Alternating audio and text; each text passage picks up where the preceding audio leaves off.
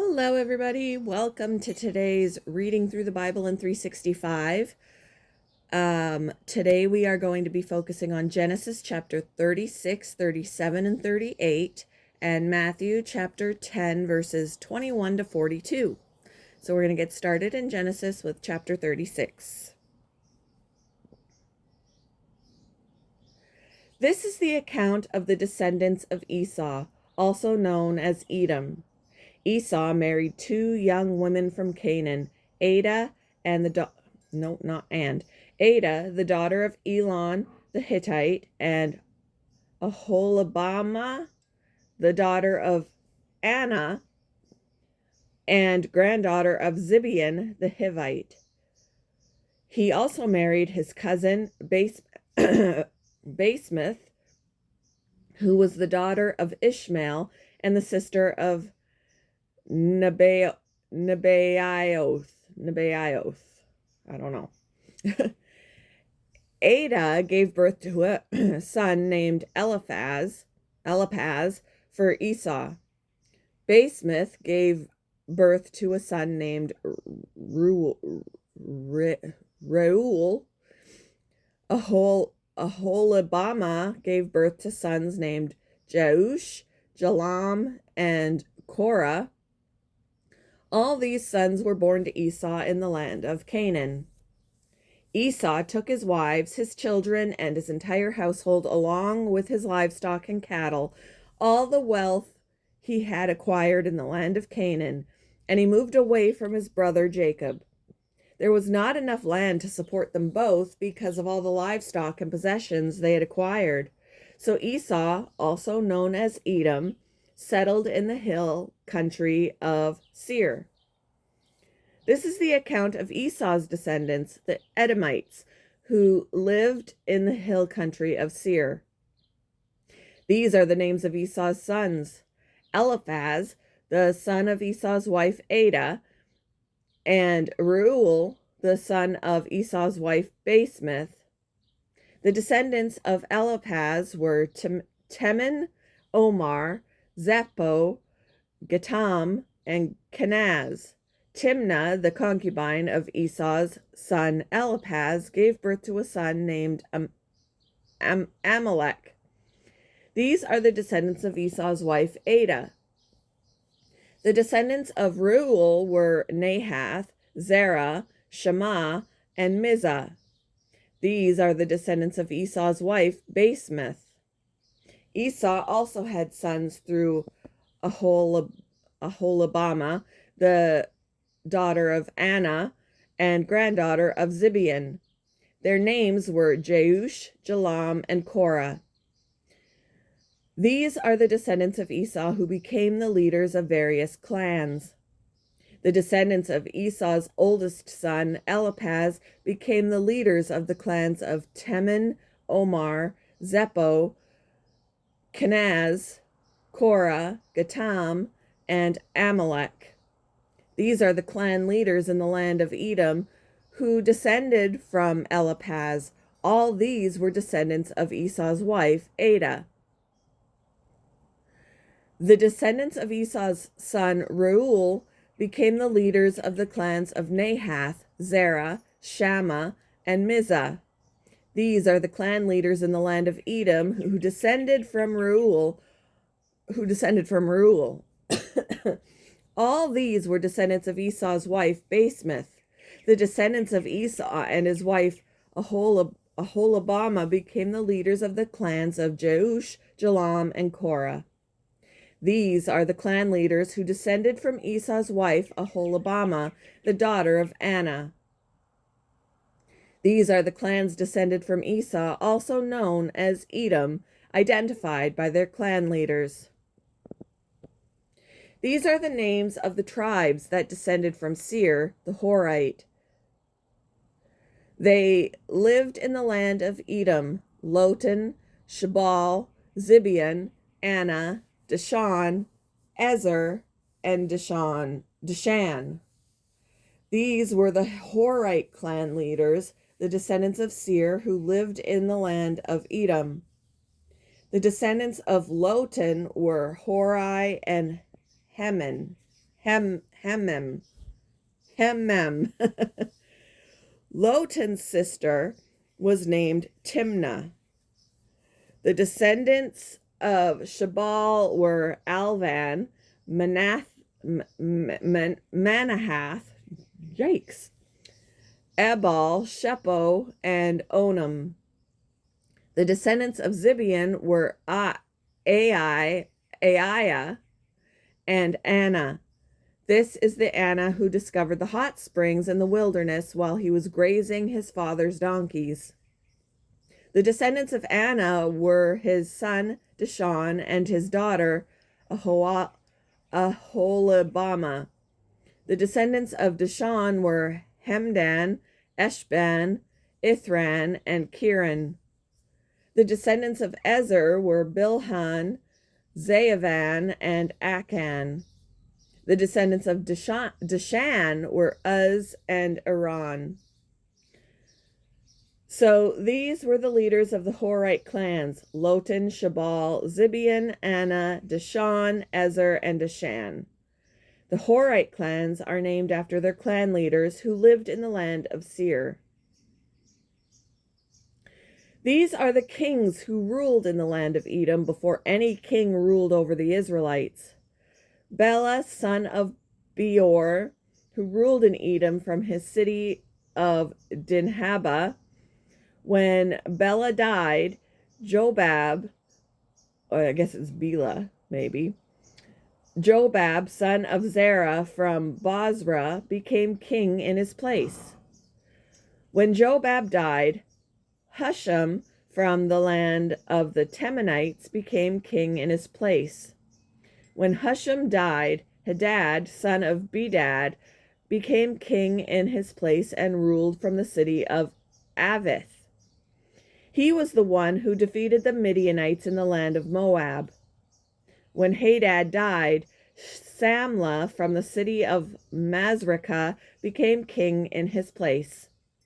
When Samlah died, Shaul from the city of Rehoboth on the river became king in his place. When Shaul died, Baal-Hanan, son of Achbor, became king in his place. When Baal-Hanan, son of Achbor, died, Hadad became king in his place and ruled from the city of Pau. His wife was Mehetabel, the daughter of Matred and granddaughter of Mezahab.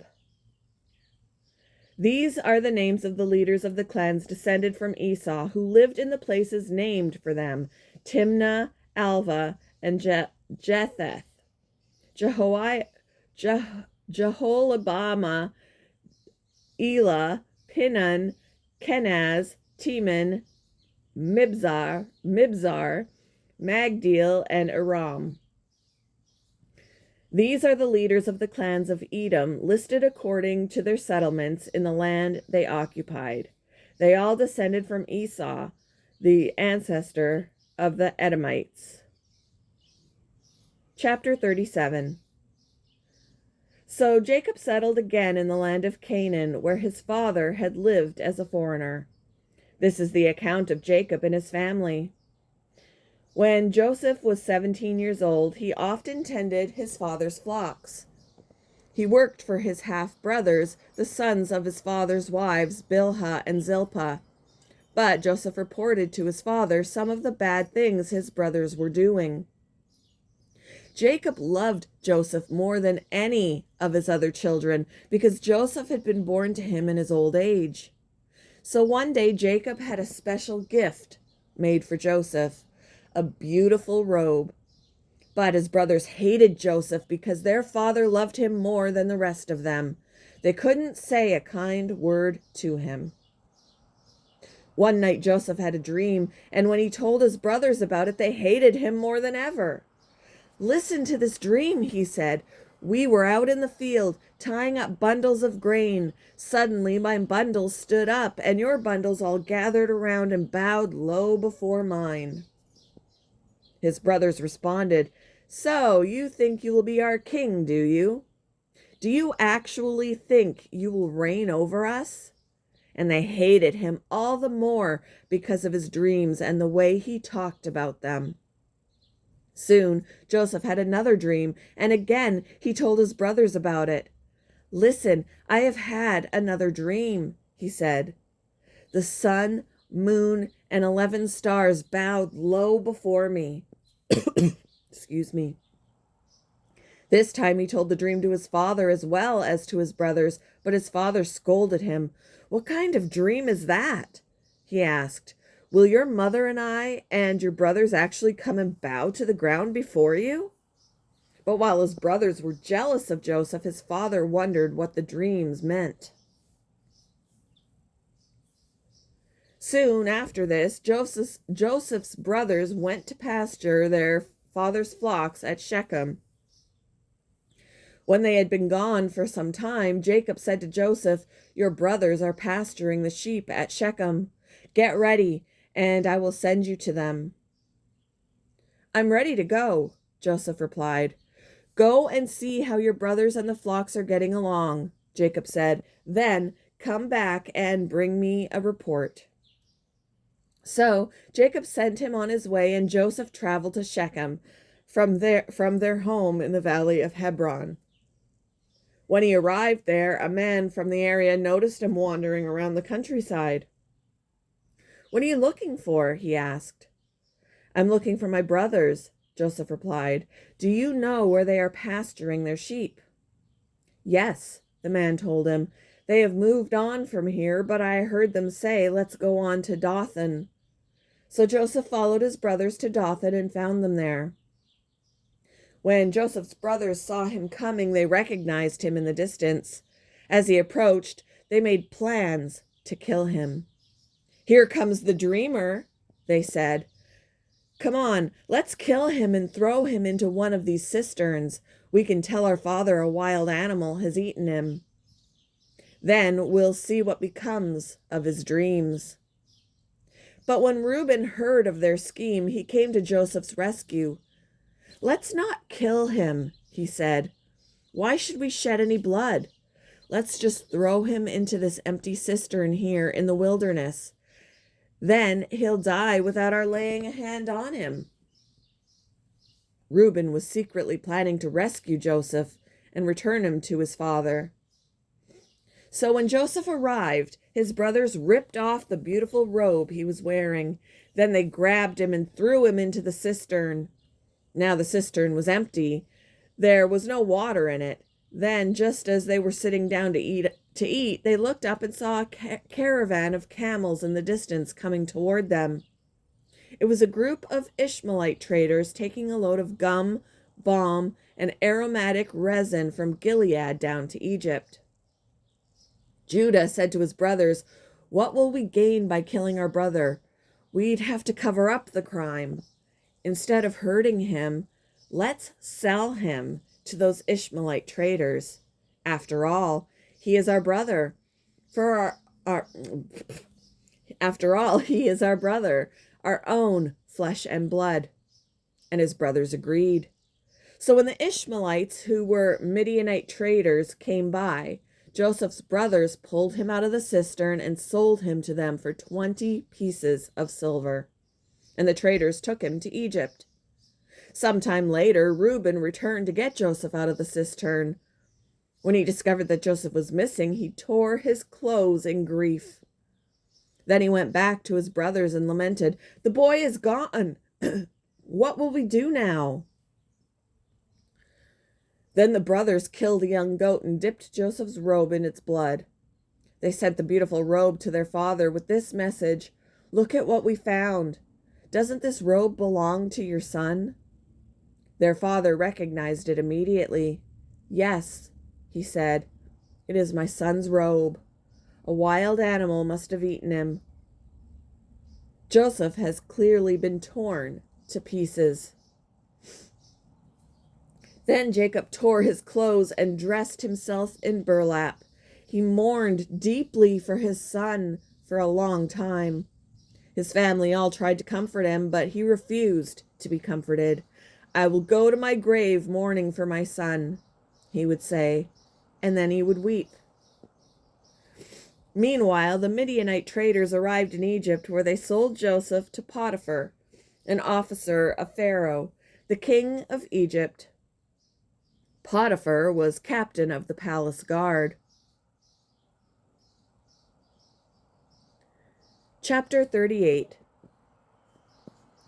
About this time, Judah left home and moved to Adullam, where he stayed with a man named Hira. There he saw a Canaanite woman, the daughter of Shua, and he married her. When he slept with her, she became pregnant and gave birth to a son, and he named the boy Then she became pregnant again and gave birth to another son, and she named him Onan. And when she gave birth to a third son, she named him Shelah. At the time of Shelah's birth, they were living at Kezib. In the course of time, Judah arranged for his firstborn son, to marry a young woman named Tamar.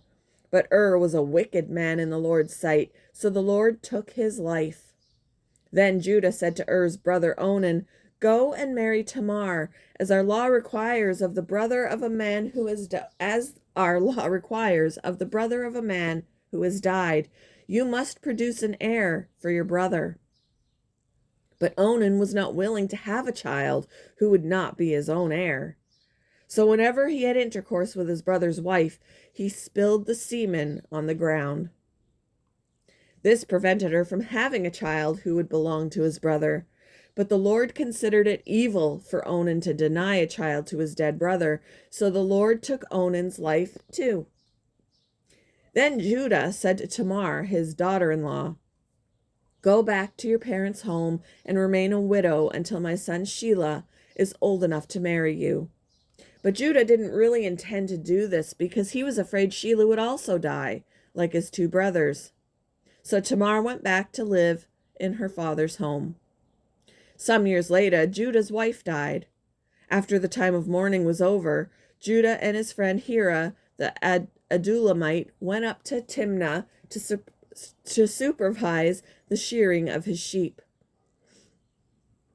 Someone told Tamar, "Look, your father-in-law is going up to Timnah to shear his sheep." Tamar was aware that Shelah had grown up, but no arrangements had been made for her to come and marry him. So she changed out of her widow's clothing and covered herself with a veil to disguise herself. Then she sat beside the road at the entrance to the village of Enam, which is on the road to Timnah. Judah noticed her and thought she was a prostitute, since she had covered her face. So he stopped and propositioned her.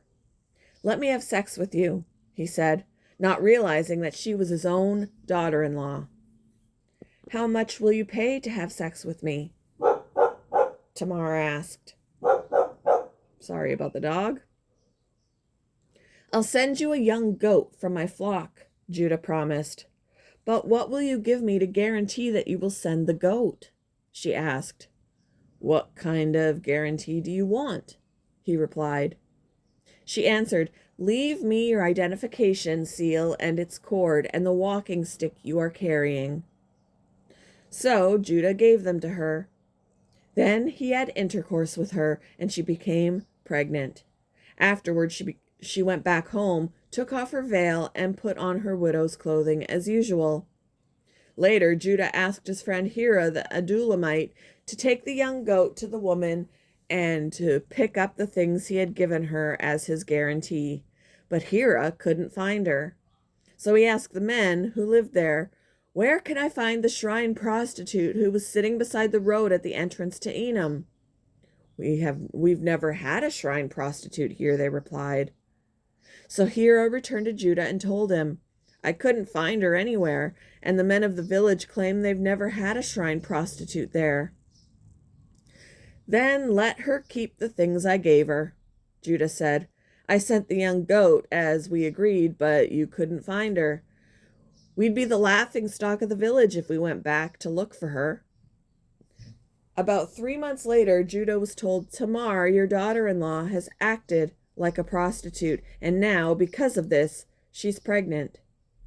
"Bring her out and let her be burned," Judah demanded. But as they were taking her out to kill her, she sent this message to her father-in-law: The man who owns these things made me pregnant. Look closely. Whose seal and cord and walking stick are these?" Judah recognized them immediately and said, "She is more righteous than I am, because I didn't arrange for her to marry my son Shelah." And Judah never slept with Tamar again. When the time came for Tamar to give birth, it was discovered that she was carrying twins. While she was in labor, one of the babies reached out his hand. The midwife grabbed it and tied a scarlet string around the child's wrist, announcing, "This one came out first." But then he pulled back his hand and out came his brother. "What?" the midwife exclaimed. "How did you break out first?" So he was named Perez. When the baby with the scarlet string on his wrist was born, then the baby with the scarlet string on his wrist was born, and he was named Zerah. Moving on to Matthew chapter 10, verses 21 to 42. A brother will betray his brother to death. A father will betray his own child, and children will rebel against their parents and cause them to be killed. And all nations will hate you because you are my followers. But everyone who endures to the end will be saved. When you are persecuted in one town, flee to the next. I tell you the truth, the Son of Man will return before you have reached all the towns of Israel. Students are not greater than their teacher, and slaves are not greater than their master. Students are to be like their teacher, and slaves are to be like their master. And since I, the master of the household, have been called the prince of demons, the members of my household will be called by even worse names. But don't be afraid of those who threaten you, for the time is coming when everything that is covered will be revealed, and all that is secret will be made known to all. What I tell you now in the darkness, shout abroad when daybreak comes. What I whisper in your ear, shout from the housetops for all to hear. Don't be afraid of those who want to kill your body. They cannot touch your soul. Fear only God, who can destroy both soul and body in hell. What is the price of 2 sparrows, 1 copper coin? But not a single sparrow can fall to the ground without your Father knowing it. And the very hairs on your head are all numbered. So don't be afraid. You are more valuable to God than a whole flock of sparrows. Everyone who acknowledges me publicly here on earth will also acknowledge before my Father in heaven. No, everyone who acknowledges me publicly here on earth, I will also acknowledge before my Father in heaven. But everyone who denies me here on earth, I will also deny before my Father in heaven. Don't imagine that I came to bring peace to the earth. I came not to bring peace, but a sword. I have come to set a man against his father, a daughter against her mother, and a daughter-in-law against her mother-in-law. Your enemies will be right in your own household. If you love your father or mother more than you love me, you are not worthy of being mine. Or if you love your son or daughter more than me, you are not worthy of being mine. If you refuse to take up your cross and follow me, you are not worthy of being mine. If you cling to your life, you will lose it. But if you give up your life for me, you will find it. Anyone who receives you receives me, and anyone who receives me receives the Father who sent me. If you receive a prophet as one who speaks for God, you will be given the same reward as a prophet. And if you receive righteous people because of their righteousness, you will be given a reward like theirs. And if you give even a cup of cold water to one of the least of my followers, you will surely be rewarded.